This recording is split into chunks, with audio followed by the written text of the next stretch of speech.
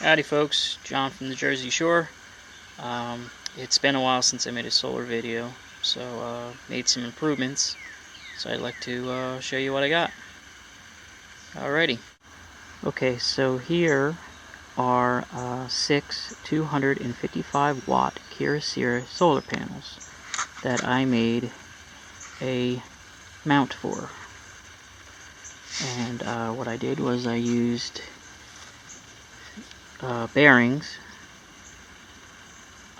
Needed 3 of them, and a pipe, and of course my favorite thing for mounting panels is unistrut, so I used that.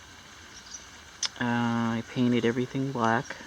These were green, and I found these, there's companies on eBay and whatnot, but they'll make it tilt. And what I used to hold the tilt, this is one of those security bars that you put under your doorknob. So your doorknob would go here, and then this part would go on the floor. So this pretty much sets my angles. And I have an angle tool that I use to set the angles. And you just push the button, and there's several holes here of different settings that I can set it at. Right now I put it on the highest setting because I'm trying to play around with it, get the optimal amount of power that I can with the trees I have around. Excuse the mess, we're cleaning up, but everything runs back to this Midnite solar breaker box. Okay, everything runs back to this Midnite solar breaker box. I got lightning protectors on each array, and there's more to this array here. I have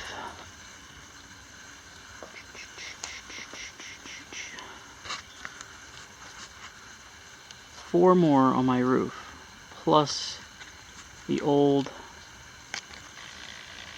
panel in the middle there that used to be on my main roof. I took that down. I'm steering clear of the main roof. So for those of you who watch my older videos, I've had that very one right by the satellite dishes right there. So I got rid of that and put it over here. So that one in the middle and these two new Renogy 250 watt panels I have here.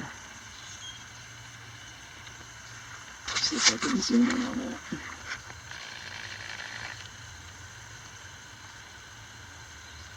Alright.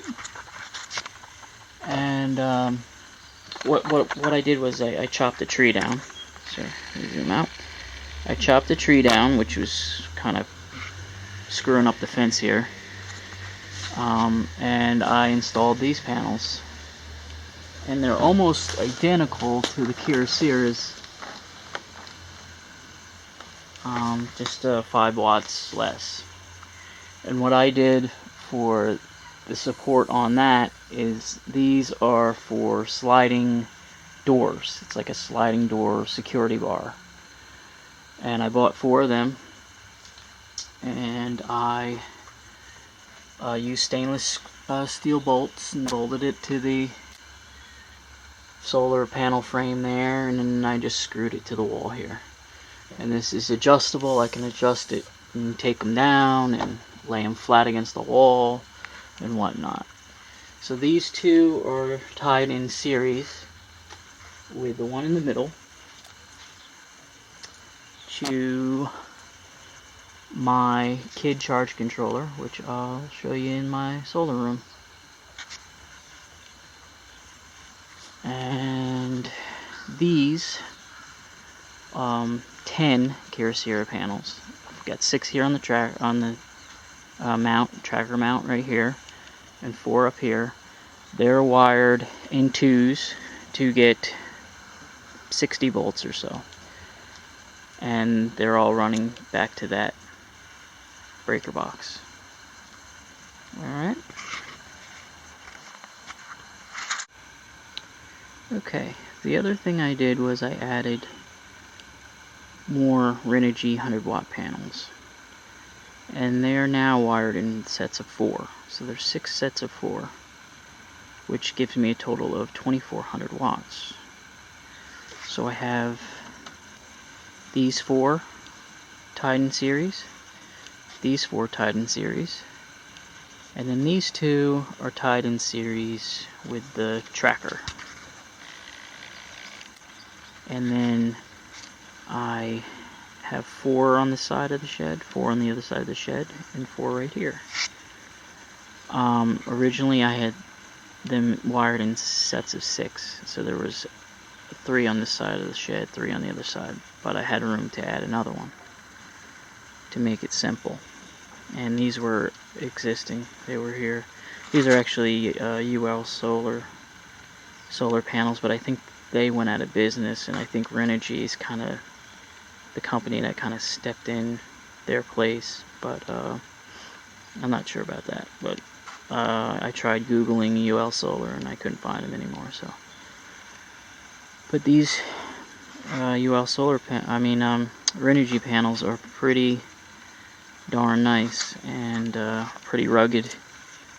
I have actually dropped one of these a couple times. You know, a couple of them dropped by accident and nothing happened, which is good. Did my grounding. I still need to add some bolts up here, but that's not a biggie. And another thing is my Davis Vantage Pro weather station.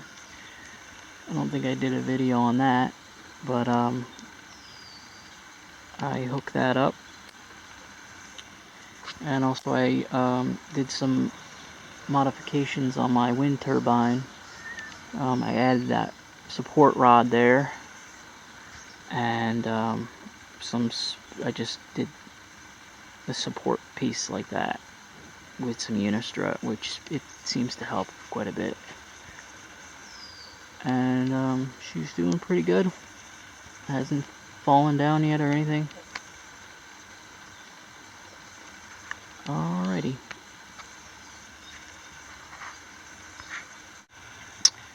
So as I was saying, the Renogy panels, they are wired in 6 sets of 4. So they all run nicely in this Midnight Solar disco box. And there they are. 1, 2, 3, 4, 5, 6. And they're all on.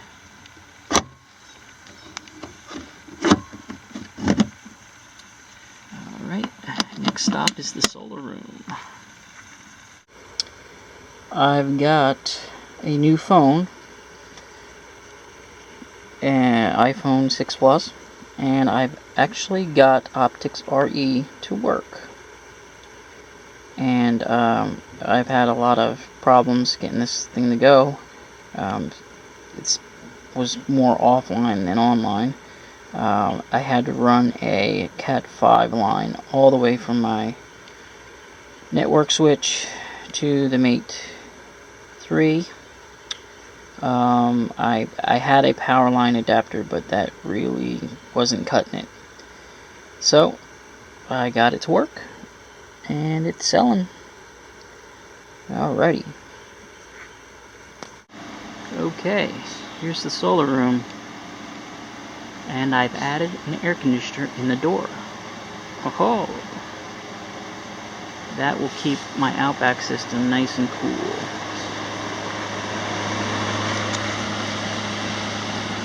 And I have it on a timer.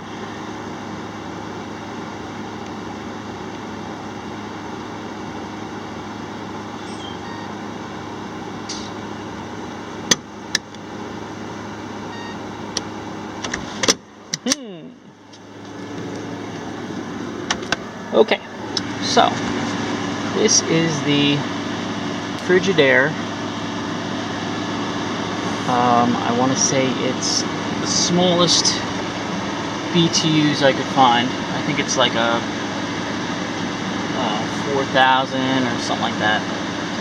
I bought it at Lowe's, and I cut it in the door, and it is bolted in, so it's not going anywhere, and I caulked all around it. It's good to go. And here's the temperature right here of the room right now. The bottom one is the inverter, and the top one is the temperature of the room.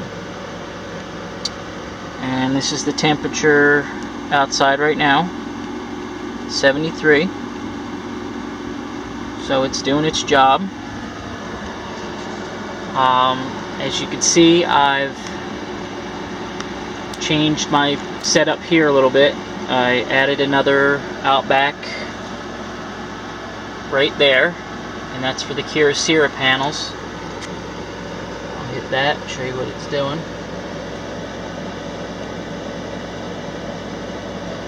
And this is for the Renogy panels. Alright, so I have 2,400 watts of solar on this Renogy controller, 2,550 Kyoceras on this, which gives me a total of 4,950 watts of power on the Outbacks. Now I have a Kid controller, which has those 250 watt Renogy panels and that 220 watt Trina solar panel tied in series. And yeah, just working really good. Everything's working great. I've been making a little over 12 point something kilowatt hours, but I've just connected those other Renogy panels, so I don't know if that will go over right now, but this is what I'm selling back right now.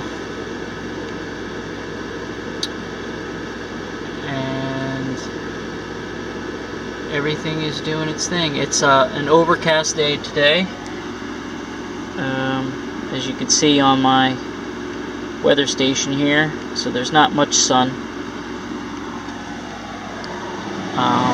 Also, getting back to the air conditioning, I got my timer, and it goes from 10 o'clock in the morning to 8 o'clock at night.